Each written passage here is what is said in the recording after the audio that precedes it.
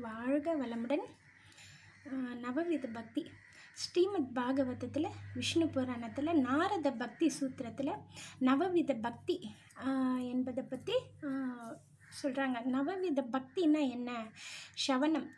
ஷவனம்னா கேட்குறது, கடவுளை பற்றிய அவருடைய லீலைகள், அவருடைய குணங்கள், கல்யாண குணங்கள், இவற்றையெல்லாம் கேட்குறது ஷவனம்.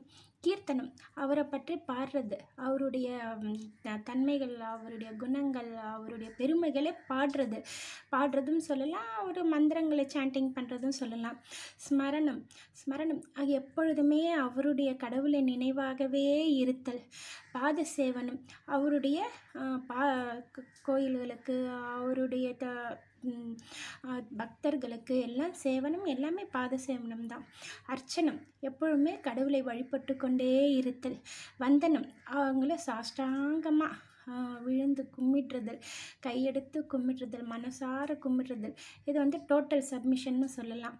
அடுத்து தாஷ்யம், அவருக்கு நம்ம ஒரு சேவகராக அவருக்காக அடிபணிந்து அவருடைய வேலைகள், அவருடைய தொண்டுகளை செய்கிறது தாஷ்யம்.